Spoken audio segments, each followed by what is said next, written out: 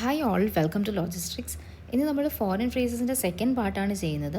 Secretariat അസിസ്റ്റൻറ്റും മറ്റ് degree level എക്സാംസിനും എല്ലാം useful ആവുന്ന രീതിയിൽ നമ്മൾ ഫോറിൻ ഫ്രേസസ് മൊത്തമായിട്ട് കവർ ചെയ്യും. ഒരു 3 or 4 ക്ലാസ്സസിൽ നമ്മളിത് മൊത്തമായിട്ട് കവർ ചെയ്യും. ആൻഡ് നിങ്ങൾക്ക് ഇത് ട്രിക്ക് വെച്ച് പഠിക്കേണ്ട കാര്യമില്ല, കാണാതെ പഠിക്കേണ്ട കാര്യമില്ല. വളരെ യുക്തിപരമായ രീതിയിൽ നിങ്ങൾക്കിത് ഓർത്തിരിക്കാവുന്ന രീതിയിൽ നമ്മൾ ഓരോ ക്ലാസ്സിലും, നിങ്ങളിപ്പോൾ ഒരു ക്ലാസ് കണ്ടു കഴിഞ്ഞാൽ അതിൽ കണ്ടത് നിങ്ങൾക്കൊരു 80% 90% ഒറ്റ ക്ലാസ് കൊണ്ട് തന്നെ ഓർത്തിരിക്കാൻ പറ്റും. ആ രീതിയിൽ നമുക്ക് പഠിച്ചു പോവാം. ഓക്കെ, സോ ആദ്യത്തെ വേർഡ് നമുക്ക് നോക്കാം, അലാ കാർട്ടെ. ഓക്കെ, അല എന്നുള്ള വേർഡിൻ്റെ അർത്ഥം അക്കോർഡിംഗ് ടു എന്നൊരു രീതിയിലാണ്. ഓക്കെ, അക്കോർഡിംഗ് ടു, ആ ഒരു രീതിയിൽ എന്നാണ് അലായുടെ അർത്ഥം. ഓക്കെ, കാർട്ട് നോക്കിക്കേ, നമ്മുടെ കാർട്ട് വെച്ചൊന്ന് കണക്ട് ചെയ്തേ, അർത്ഥം നോക്കിക്കേ. ഇനി അക്കോർഡിംഗ് ടു മെന്യൂ സെപ്പറേറ്റ്ലി. സംഭവം എന്താണെന്ന് വെച്ച് കഴിഞ്ഞാൽ നമ്മൾ ഹോട്ടലിലൊക്കെ പോയി കഴിഞ്ഞാൽ മെന്യൂവിൽ ഓരോരോ സെപ്പറേറ്റ് ഐറ്റംസും അതിൻ്റെ കൺസേൺ ആയിട്ടുള്ള പ്രൈസുകളും കൊടുത്തിട്ടില്ലേ. സോ നമ്മൾ ഇതിൽ നിന്ന് സ്പെസിഫിക്കലി നമുക്ക് ഇന്നത് വേണമെന്ന് ചൂസ് ചെയ്യുന്നതിനാണ് അലാ കാർട്ടെ എന്ന് പറയുന്നത്.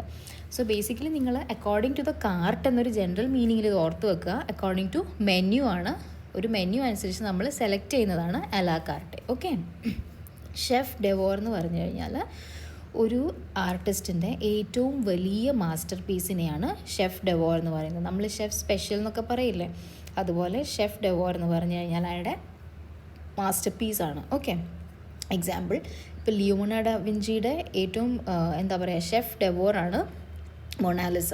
മനസ്സിലായോ? ഏറ്റവും മാസ്റ്റർ പീസ് ആയിട്ടുള്ള ഐറ്റം. സോ ഷെഫ് സ്പെഷ്യലിന് നിങ്ങൾ ഓർത്തിരിക്കുക, ഷെഫ് ഡെവോറ്. സോ അത് അവരുടെ മാസ്റ്റർ പീസാണ്. എക്സാക്ട്ലി ഷെഫ് അല്ല ഇവിടെ ഉദ്ദേശിക്കുന്നത്, അതും ഓർത്ത് വെക്കുക. അല മോഡ്, നമ്മൾ ഓൾറെഡി അല എന്താണെന്ന് കണ്ടു. അല എന്താ? അക്കോർഡിംഗ് ടു അല്ലേ. സോ അല മോഡ്, മോഡ് എന്താ?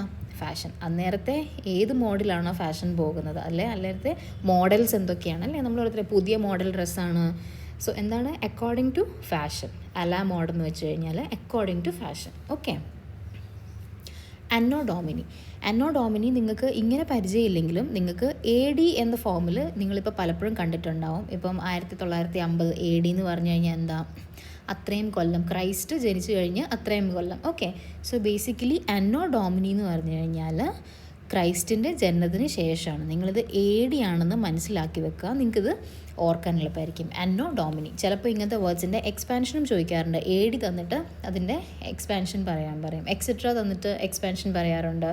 എക്സാമ്പിളിൻ്റെ എക്സ്പാൻഷൻ ചോദിക്കാറുണ്ട്. Okay, ante ബെല്ലം.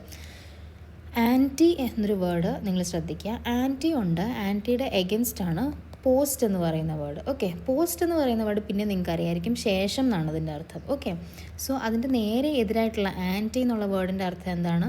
Before. Okay, so anti ബെല്ലം എന്നുള്ള വാക്കിൻ്റെ അർത്ഥം ബിഫോർ ദ വാർ, യുദ്ധത്തിന് മുന്നേ എന്നാണ് ആൻറ്റി ബെല്ലം എന്നുള്ള വാക്കിൻ്റെ അർത്ഥം. ഓക്കെ, അക്വാ വിറ്റ്. അക്വ വെള്ളമാണ്. നമ്മൾ അക്വാ ഫിന എന്നൊക്കെ കണ്ടിട്ടില്ലേ. ഓക്കെ, സോ അക്വ എന്ന് പറയുന്നത് വെള്ളമാണ്. അക്വ വിറ്റെ, വിറ്റെ എന്ന് പറയുമ്പോൾ വൈറ്റൽ ആയിട്ടുള്ള എന്തോ കാര്യം, ഇമ്പോർട്ടൻ്റ് ആയിട്ടുള്ള ഒരു കാര്യമെന്ന് നിങ്ങൾ മനസ്സിലാക്കുക. അക്വ വിറ്റെ എന്ന് പറഞ്ഞാൽ വാട്ടർ ഓഫ് ലൈഫ് എന്നാണ്. Okay, carp time. Carp time ഒരു ഫ്രഞ്ച് വേർഡാണ്. പലപ്പോഴും നിങ്ങൾക്ക് ഫ്രഞ്ച് വേർഡ്സിലാണ് നിങ്ങൾക്ക് റിലേറ്റ് ചെയ്യാൻ പറ്റാത്ത അവസ്ഥ വരുന്നത്. ലാറ്റിൻ വേർഡ്സ്, സ്പാനിഷ് വേർഡ്സ്, ഇതിലൊക്കെ പലപ്പോഴും നിങ്ങൾക്ക് സിമിലാരിറ്റി കാണാൻ പറ്റും ഇംഗ്ലീഷായിട്ട്. ഫോർ എക്സാമ്പിൾ ഇപ്പം അക്വാ വിറ്റെ,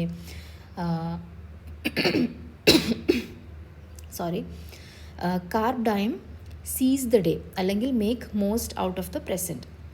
ഓക്കെ, അല്ലെങ്കിൽ പ്രസൻറ്റിൽ ജീവിക്കുക, ഇന്നത്തെ ദിവസം മാക്സിമം എൻജോയ് ചെയ്ത് ജീവിക്കുക, അങ്ങനെയുള്ളൊരു വളരെ പോസിറ്റീവായിട്ടുള്ളൊരു ഫിലോസഫിയാണ് കാർപ്പ് ടൈം എന്ന് പറയുന്നത്. സോ നിങ്ങളിത് ഒരെണ്ണം കാണാതെ പഠിക്കേണ്ടി വരും. സെറ്ററിസ് പാരിബസ്. ഓക്കെ, ഇതിൽ നിങ്ങൾ പാർ എന്നുള്ള വേർഡ് ഓർത്തിരിക്കുക. ഓക്കെ, പാർ എന്നുള്ള വേർഡ് പലപ്പോഴും ഈക്വൽ എന്നുള്ള അർത്ഥത്തിൽ യൂസ് ചെയ്യാറുണ്ട്. Okay, other things being equal എന്നാണ് സെറ്ററിസ് പാരിബസിൻ്റെ അർത്ഥം.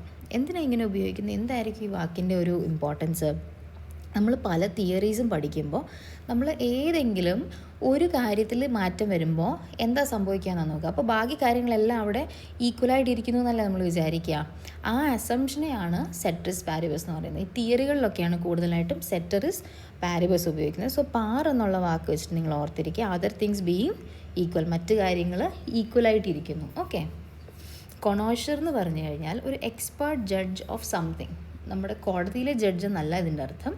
എന്തെങ്കിലും ഒരു വിഷയത്തിൽ എക്സ്പേർട്ട് ആയിട്ടുള്ളൊരു ജഡ്ജാണ് കൊണോഷർ എന്ന് പറഞ്ഞാൽ. അഗൈൻ ഇതും ഫ്രഞ്ചാണ്. സോ നമുക്ക് റിലേറ്റ് ചെയ്യാനുള്ള ആസ്പെക്റ്റുകൾ കുറവായിരിക്കും കിട്ടുക. ഫോർ എക്സാമ്പിൾ ഇപ്പം പണ്ട് ഐഡിയ സ്റ്റാർ സിംഗർ ഉണ്ടായിരുന്നു. അതിലിരിക്കുന്ന ജഡ്ജസ് അവർ കൊണോഷേഴ്സാണ്. ഓക്കെ, അവർ ആ ഏരിയയിൽ എക്സ്പേർട്ട് ജഡ്ജസ് ആണ് അല്ലേ.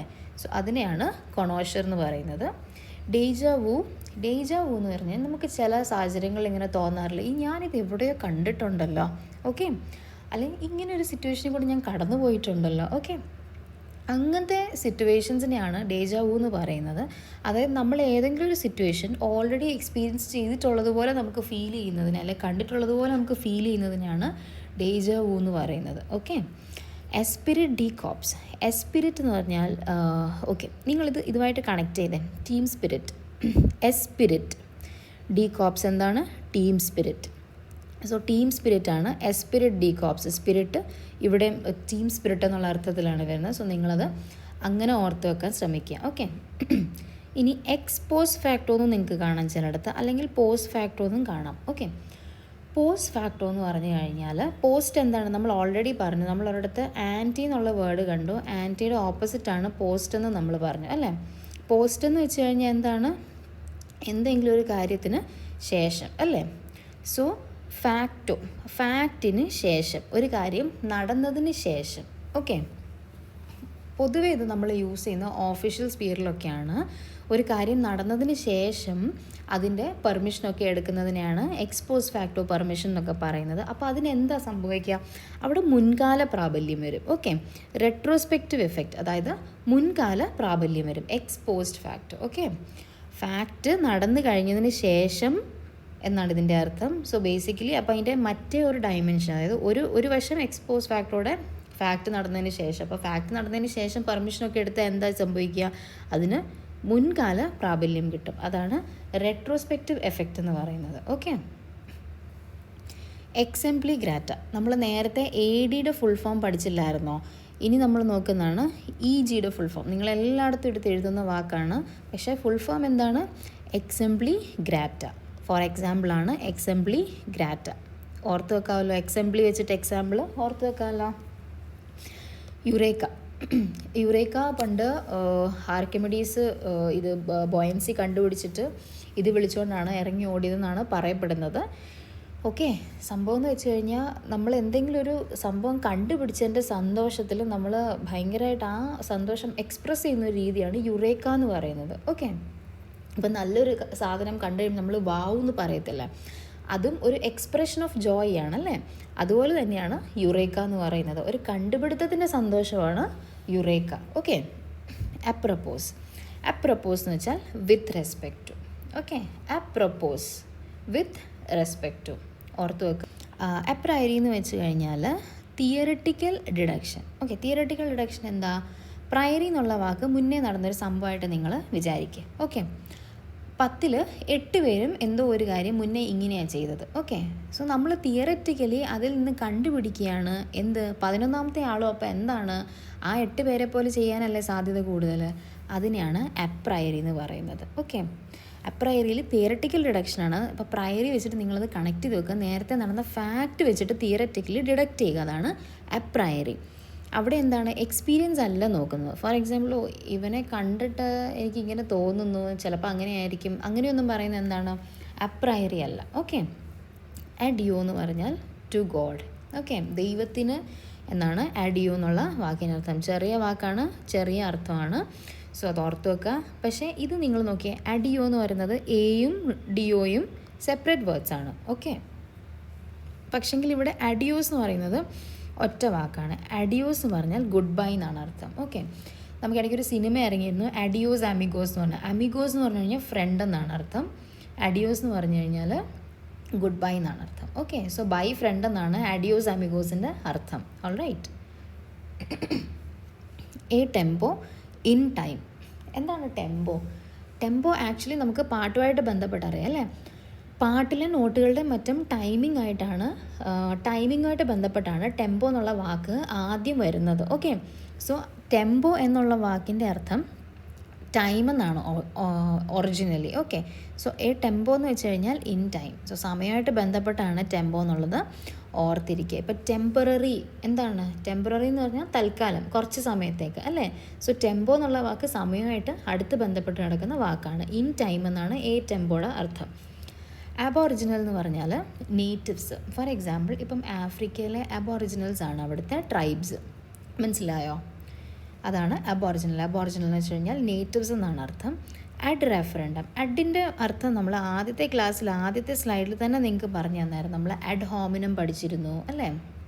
സോ അഡ് റെഫറൻഡം എന്ന് പറഞ്ഞു കഴിഞ്ഞാൽ ടു റെഫറൻഡം എന്നാണ്, അല്ലെങ്കിൽ റെഫറൻഡത്തിന് വേണ്ടി, കൺസിഡറേഷന് വേണ്ടി. ഓക്കെ, റെഫറൻഡം എന്ന് പറഞ്ഞു കഴിഞ്ഞാൽ ജനങ്ങളെ കൊണ്ട് എന്താ പറയുന്നത്, വോട്ടെടുപ്പ് നടത്തിച്ച് അവരുടെ താല്പര്യങ്ങൾ എന്താണെന്ന് കണ്ടുപിടിച്ച് അതിനെ ബേസ് ചെയ്ത് ഡിസിഷൻസ് എടുക്കുന്നതാണ് റെഫറൻഡം എന്ന് പറയുന്നത്.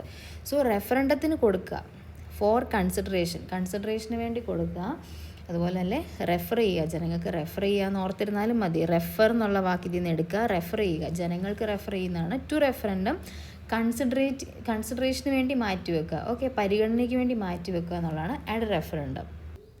അഡ് വെലോം ആണ് അടുത്ത വാക്ക്. അഡ് വെലോം എന്നുള്ള വാക്കിൽ വെലോം എന്നുള്ള വാക്ക് നിങ്ങൾ നോക്കിക്കേ, വാല്യൂ എന്നുള്ള വാക്കുമായിട്ട് വളരെ സിമിലർ അല്ലേ. അഡ് എന്നുള്ള വേർഡ് നമ്മൾ ഫസ്റ്റ് പാർട്ടിൻ്റെ ഫസ്റ്റ് ക്ലാസ്സിൽ തന്നെ പഠിച്ചതാണ്. അതിൻ്റെ അർത്ഥം ടു എന്നാണ്. Okay, so to the value എന്നാണ് അർത്ഥം വരുന്നത്. ഇപ്പോൾ 100 രൂപയുടെ ഒരു സാധനത്തിൽ 10% ടാക്സ് ആണ്. അത് ഏത് രീതിയിലാണ് കാൽക്കുലേറ്റ് ചെയ്യുന്നത്? ഈ വാല്യൂ 100 അതിൻ്റെ വാല്യൂ, അതിലാണ് ടാക്സ് ഇടുന്നത്. ഓക്കെ, അങ്ങനത്തേതിനെയാണ് അഡ് വെലോം എന്ന് പറയുന്ന, ഒരു സാധനത്തിൻ്റെ മൂല്യം വെച്ചിട്ട്. ഓക്കെ, അഡിയോ എന്നുള്ള വാക്കിൻ്റെ അർത്ഥം ഗുഡ് ബൈ എന്നാണ്. ഓക്കെ, അഡിയോ എന്നുള്ള വാക്കിൻ്റെ അർത്ഥം ഗുഡ് ബൈ എന്നാണ്. അഡ് നോസിയം. ഓക്കെ, നോസിയ എന്നുള്ള വാക്ക് നിങ്ങൾക്ക് ചിലർക്കറിയായിരിക്കും. ഓക്കാനം വരുന്നതിനെയാണ് നോസിയ എന്ന് പറയുന്നത്. ഓക്കെ, ഓക്കാനിക്കുന്നതിന്, ഓക്കാനം വരുന്നതിനൊക്കെയാണ് നോസിയ എന്ന് പറയുന്നത്. ഇംഗ്ലീഷാണ്. Ad nauseam. അഡ് എന്താണ്? ടു. അതായത് ടു എ സിക്കനിങ് ഡിഗ്രി, അതായത് നമ്മളെ വെറുപ്പിക്കുന്ന ലെവലിൽ. ഓക്കെ, നമ്മളെ മടുപ്പിക്കുന്ന ലെവലിൽ, നമ്മളെ വെറുപ്പിക്കുന്ന ലെവലിൽ, അതൊക്കെയാണ് അഡ് നോസിയം എന്ന് പറയുന്നത്. ഓക്കെ, നമുക്ക് നോസിയം ഉണ്ടാക്കുന്ന രീതി, നമുക്ക് ഓക്കാനം വരുത്തുന്ന രീതിയിൽ എന്നുള്ള ഒരു എക്സ്ട്രീം ആയിട്ടുള്ളൊരു കേസാണ്. ഒരു എക്സ്ട്രീമായിട്ട് നമ്മളെ സിക്കനിങ് ആയിട്ട് നമ്മളെ വെറുപ്പിക്കുന്ന ഒരു സാധനത്തെയാണ് അഡ് നോസിയം എന്ന് പറയുന്നത്. ഓക്കെ, ഐഡ് എന്നാണ് ഈ വാക്ക്. ഐഡ് എന്താണ്? Assistant or helper. ഈ വാക്ക് ഇംഗ്ലീഷിൽ വളരെ കോമൺ ആയിട്ട് യൂസ് ചെയ്യുന്നതാണ്. ഐഡ് എന്നൊക്കെ ഈ വാക്ക് പറയും. എയ്ഡ് എന്ന് വെച്ചാൽ എന്താണ്? Assistant or helper. Okay, Al fresco. Fresco എന്നുള്ള വാക്ക് നിങ്ങൾ കേട്ടിട്ടുണ്ടാവും. പണ്ടത്തെ ഈ ഇംഗ്ലീഷ് ചർച്ചസിൻ്റെയും അല്ലെങ്കിൽ ഈ ചാപ്പൽസിൻ്റെയും ഒക്കെ മുകളിൽ ഈ ഡാവിഞ്ചി പോലുള്ള ആൾക്കാർ ഈ പടങ്ങൾ വരയ്ക്കുമല്ലോ, അതിനൊക്കെ ഫ്രെസ്കോ പെയിൻറ്റിങ്സ് എന്നൊക്കെ പറയാറുണ്ട്. സോ ബേസിക്കലി അതെന്താണ്? അത് ഓപ്പൺ എയറിലാണ് അവർ അത് വരച്ചു വെക്കുന്നത് അല്ലേ. സാധാരണ വലിയ വലിയ പെയിൻറ്റിങ്സ് എന്താ, ക്യാൻവാസെ വരച്ചവരത് ചില്ലിട്ട് വെക്കും. ഇതെന്ന് വെച്ചാൽ ഓപ്പൺ എയറിലാണ് നിൽക്കുന്നത്. ഓക്കെ, സോ അൽ ഫ്രെസ്കോ എന്ന് വെച്ച് കഴിഞ്ഞാൽ ഇൻ ഓപ്പൺ എയർ. ഓക്കെ, തുറന്ന അന്തരീക്ഷത്തിലുള്ളതാണ് അൽ ഫ്രെസ്കോ. ഓക്കെ, ഐഡ് എന്ന് വെച്ച് കഴിഞ്ഞാൽ, അല്ലെങ്കിൽ എയ്ഡ് എന്ന് വെച്ച് കഴിഞ്ഞാൽ അസിസ്റ്റൻ്റ് ഓർ ഹെൽപ്പറാണ്. Al fresco in open air. Alibi എന്ന് വെച്ച് കഴിഞ്ഞാൽ എസ്പെഷ്യലി ഞാനൊരു എക്സാമ്പിൾ പറയാം. കോടതികളിലൊക്കെയാണ് ഇത് കൂടുതലായിട്ട് യൂസ് ചെയ്യുന്നത്. ഇപ്പം നിങ്ങളൊരു കുറ്റം ചെയ്തു എന്ന് ആരെങ്കിലും നിങ്ങളുടെ മുകളിൽ ആരോപിക്കുമ്പോൾ നിങ്ങൾ പറയുകയാണ്, ഞാൻ ആ സമയത്ത് ഇവിടെ അല്ലായിരുന്നു, ഞാൻ വേറൊരു സ്ഥലത്തായിരുന്നു എന്ന്. അതിനെയാണ് ആലിബി എന്ന് പറയുക. ഓക്കെ, അതായത് മറ്റെവിടെയെങ്കിലും ആയിരുന്നു എന്ന് നമ്മൾ പറയുന്ന സാഹചര്യങ്ങളെയാണ് ആലിബി എന്ന് പറയുക. ഓക്കെ, സോ നിങ്ങളിപ്പോൾ തിരുവനന്തപുരത്തൊരു ക്രൈം ചെയ്തു എന്ന് പറയുമ്പോൾ നിങ്ങൾ പറയുകയാണ്, ഇല്ല അതേ ഡേറ്റിൽ അതേ സമയത്ത് ഞാൻ കൊച്ചിയിലായിരുന്നു. സോ അതാണ് ആലിബി. ഓക്കെ, ആലിബി എന്ന് പറഞ്ഞാൽ ടു ബി എൽസർ. അതൊക്കെ കോർട്ടിലൊക്കെ ഭയങ്കരമായിട്ട് യൂസ് ചെയ്യുന്നൊരു വേർഡാണ്. ഓൾട്ടർ ഈഗോ എന്താണ്? നമുക്ക് എല്ലാവർക്കും അറിയാമല്ലോ ഈഗോ, ഞാനെന്ന ഭാവം. ഓക്കെ, സോ ഓൾട്ടർ എന്ന് വെച്ച് കഴിഞ്ഞാൽ നമുക്ക് ഇംഗ്ലീഷിൽ ഓൾട്ടറിൻ്റെ അർത്ഥം എന്താ? വേറെ അല്ലേ. വേറെ ഈഗോ, അതായത് second self of A person. ഒരു വ്യക്തിയുടെ ഇപ്പോൾ രണ്ടാമത്തെ, അവൻ്റെ വേറൊരു മുഖം എന്ന് പറയില്ലേ, അതാണ് ഓൾട്ടർ ഈഗോ. എന്ന് വെച്ച് കഴിഞ്ഞാൽ ഞാനെന്ന ഭാഗം. ഓൾട്ടർ എന്ന് പറഞ്ഞു കഴിഞ്ഞാൽ മാറ്റുക. സോ ഓൾട്ടർ എന്ന് പറഞ്ഞാൽ അല്ലെങ്കിൽ വേറെ എന്നുള്ള അർത്ഥത്തിലല്ലേ. സോ ഓൾട്ടർ ഈഗോ എന്ന് പറഞ്ഞാൽ വേറെ ഒരു മുഖമാണ് അയാളുടെ. ഓക്കെ, ഏലിയാസ് എന്ന് പറയുന്നത് അല്ലെങ്കിൽ എന്നുള്ള അർത്ഥമാണ്, അല്ലെങ്കിൽ രണ്ടാമത്തെ വേറൊരു പേര്. ഓക്കെ, ഒരാൾ പൊതുവെ അറിയപ്പെടുന്ന ഒരു പേരുണ്ടാവുമല്ലോ. അപ്പം നിങ്ങൾക്ക് എന്തെങ്കിലും നല്ല പേരായിരിക്കും, വീട്ടിൽ നിങ്ങളെ അപ്പൂന്നോ അച്ചൂന്നോ ഒക്കെ ആയിരിക്കും വിളിക്കുന്നത്. അതിനൊക്കെയാണ് ഏലിയാസ് എന്ന് പറയുന്നത്. എല്ലാവർക്കും അറിയാവുന്ന ഒരു എക്സാമ്പിൾ പറയാം. സാഗർ, ഏലിയാസ്, ജാക്കി അല്ലേ. അതെന്താണ്? സാഗറിൻ്റെ മറ്റേ ഏലിയാസ് പേരാണ് ജാക്കി എന്ന് പറയുന്നത്. ഓക്കെ, സാഗർ ഏലിയാസ് ജാക്കി. സോ അങ്ങനെ ഓർത്ത് വെക്കുക. സെക്കൻഡ് നെയിം വേറൊരു പേര് അല്ലെങ്കിൽ മറ്റൊരു കാര്യം അതിൻ്റെ മറ്റൊരു രീതിയിൽ അവതരിപ്പിക്കുന്നതിനാണ് ഏലിയാസ് എന്ന് പറയുന്നത്. അമോർ വിൻസെൻ്റ് ഓംനിയ. അമോർ വിൻസെൻ്റ് ഓംനിയ. ഓംനിയ എന്നുള്ള വാക്ക് നോക്കിയാൽ നിങ്ങൾ, ഓംനി പൊട്ടൻ്റ് എന്ന് ദൈവത്തെ പറ്റി പറയും, സർവ്വശക്തൻ, അതാണ് ആ വാക്കിൻ്റെ അർത്ഥം. ഓംനി പ്രസൻ്റ് എന്ന് വെച്ച് കഴിഞ്ഞാൽ എല്ലായിടത്തും പ്രസൻ്റ് ആയിട്ടുള്ളത്. ഓംനി എന്ന് വെച്ച് കഴിഞ്ഞാൽ എല്ലാം എന്നുള്ളൊരർത്ഥമാണ്. ഓക്കെ, അത് ഇംഗ്ലീഷ് വേർഡാണ്, ബേസിക് വേർഡാണ്. നിങ്ങൾക്ക് വൊക്കാബുലറിയിലൊക്കെ ചോദിക്കാൻ സാധ്യതയുള്ളൊരു വേർഡാണ്. സോ ഓംനി നിങ്ങൾ അല്ലെങ്കിൽ തന്നെ പഠിച്ചു വെക്കുക. ഓംനി ചേർത്ത് വരുന്ന വാക്കുകൾ അത് എല്ലാം മൊത്തത്തിൽ എന്നുള്ളൊരർത്ഥം അതിന് കൊടുക്കും. ഓംനി പൊട്ടൻ്റ് ആണെന്നുണ്ടെങ്കിൽ മൊത്തത്തിൽ പൊട്ടൻ്റ് ആയിട്ടുള്ള, അതായത് മൊത്തം കഴിവുകളുള്ള സർവ്വശക്തനാണ് ഓംനി പൊട്ടൻ്റ് എന്ന് പറയുന്നത്. ഓക്കെ, സോ അമോർ വിൻസെൻ്റ് ഓംനിയ എന്ന് പറയുന്നത് ലവ് കോൺകേഴ്സ് ഓൾ എന്നാണ്. അമോറിൻ്റെ അർത്ഥം ലവ് എന്നാണ്. സോ ഈ വേർഡ് നിങ്ങൾ സെപ്പറേറ്റ് ആയിട്ട് പഠിച്ചു വെക്കുക. ഓക്കെ, അമോർ എന്താണ്? ലവ് ആണ്. Okay, അമോർ Vincent ഓംനിയ. അമോർ പ്രോപ്രെ. അമോർ പ്രോപ്രെ എന്താണ്? Self respect. ഓക്കെ, അമോർ പ്രോപ്രെ. അമോർ നമ്മൾ ഓൾറെഡി പറഞ്ഞു ലവ് ആണ്. ഓക്കെ, നമ്മൾ സ്വയം സ്നേഹിക്കുന്നതിനെയും സ്വയം റെസ്പെക്റ്റ് ചെയ്യുന്നതിനെയാണ് അമോർ പ്രോപ്രെ എന്ന് പറയുന്നത്. ഓക്കെ, അമിക്കസ് ക്യൂറി. അമിക്കസ് ക്യൂറി നമ്മൾ കേട്ടിട്ടുണ്ടാവും. കോടതിയുടെ ഒരു ഇമ്പാർഷ്യലായിട്ടുള്ള, അതായത് പക്ഷങ്ങളൊന്നും ചേരാത്ത ഒരു അഡ്വൈസർ പോലത്തെ ആളെയാണ് അമിക്കസ് ക്യൂറി എന്ന് പറയുന്നത്. ഒരു ഫ്രണ്ട്, കോടതിയുടെ ഒരു ഫ്രണ്ട്. നമ്മൾ അമിഗോസ് എന്നൊരു വാക്ക് പഠിച്ചു ഫ്രണ്ടിനല്ലേ. അഡിഗോസ് അമിഗോസ് നമ്മൾ പറഞ്ഞില്ലേ. അപ്പം അമിക്കസും അഡിഗോസും ഒക്കെ സിമിലർ ആയിട്ടുള്ള വേർഡ്സ് ആണ്. So friend of a court, കോടതിയുടെ സുഹൃത്ത് അല്ലെങ്കിൽ നിഷ്പക്ഷനായിട്ടുള്ള ഒരു അഡ്വൈസർ, ഉപദേഷ്ടാവ്. ഓക്കെ, അതാണ് അമിക്കസ് ക്യൂറി. അന്നോ മുണ്ടി. നമ്മൾ ഓൾറെഡി AD പഠിച്ചായിരുന്നു, അന്നോ ഡോമിനി അല്ലേ. ക്രൈസ്റ്റ് ജനിച്ച് കഴിഞ്ഞിട്ടുള്ള കൊല്ലങ്ങളാണ് അന്നോ ഡോമിനിയിൽ. അന്നോ എന്ന് വെച്ച് കഴിഞ്ഞാൽ എന്താണ്? അന്നോ എന്നുള്ള വേർഡിൻ്റെ അർത്ഥം ആഫ്റ്റർ എന്നാണ്, അഥവാ ശേഷം എന്നാണ്. നമ്മളത് പറഞ്ഞു കഴിഞ്ഞു. അന്നോ മുണ്ടി എന്ന് പറയുമ്പോൾ ഈ മുണ്ടി എന്നുള്ള concept in the year of the world, ഈ വേൾഡ് ക്രിയേറ്റ് ചെയ്തു എന്ന് കരുതപ്പെടുന്ന ഒരു വർഷമുണ്ട്. ജൂയിഷ് ട്രഡീഷണലിലൊക്കെയാണ് അത് കൂടുതലായിട്ട് വിശ്വസിക്കപ്പെടുന്നത്. സോ അന്നോ മുണ്ടി എന്ന് പറഞ്ഞു കഴിഞ്ഞാൽ ഈ ഒരു വർഷം വെച്ചിട്ട് ചെയ്യുന്നതിനെയാണ്. ഓക്കെ, നമ്മളിപ്പോൾ അന്നോ ഡോമിനി, ക്രിസ്ത്യാനിറ്റിയിൽ എന്താ പറയുന്നത്? ക്രൈസ്റ്റ് ജനിച്ചതിന് മുന്നും ശേഷം. അതുപോലെ ജൂയിഷ് റിലീജിയനിൽ അന്നോ മുണ്ടിയൊക്കെയാണ് പറയുന്നത്.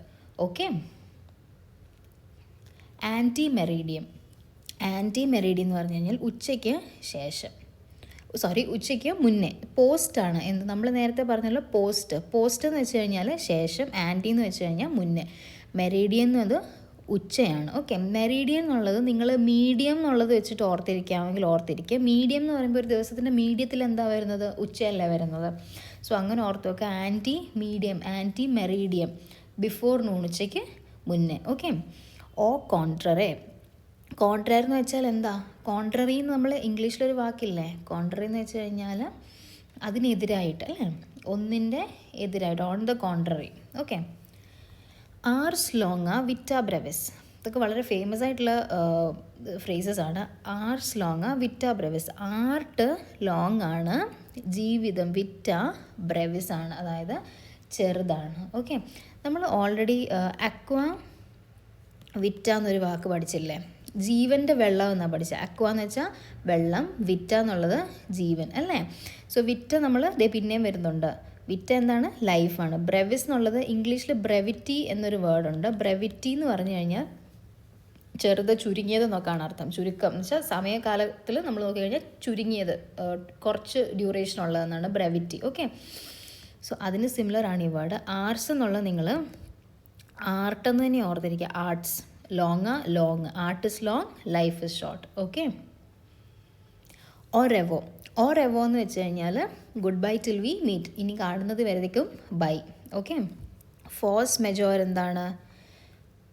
ആൻ ഇറസിസ്റ്റബിൾ ഫോഴ്സ്, അതായത് നാച്ചുറൽ ഡിസാസ്റ്റേഴ്സ് ഒക്കെ അല്ലേ, ഇപ്പോൾ എർത്ത് ക്വേക്ക് അല്ലെങ്കിൽ സുനാമി, അങ്ങനത്തെ തടഞ്ഞു നിർത്താൻ പറ്റാത്ത ഇറസിസ്റ്റബിൾ ആയിട്ടുള്ള ഫോഴ്സുകളാണ് ഫോഴ്സ് മെജോറിൽ വരുന്നത്. അതായത് മേജറായിട്ടുള്ളൊരു ഫോഴ്സ്, അങ്ങനെ വിചാരിച്ച് വയ്ക്കുക. മേജറായിട്ടുള്ള വലിയൊരു ഫോഴ്സ്, ഭയങ്കര വലിയ ഫോഴ്സ്. അപ്പോൾ എന്താ? സുനാമി, എർത്ത് ക്വേക്ക് പോലത്തെ വലിയ ഫോഴ്സ്, ഒരു ഇറസിസ്റ്റബിൾ ഫോഴ്സ്. ഓക്കെ, തടയാൻ പറ്റാത്ത അത്രയും വലിയ ശക്തിയായിട്ടുള്ള ഒരു കാര്യമാണ് ഫോഴ്സ് മെജോർ.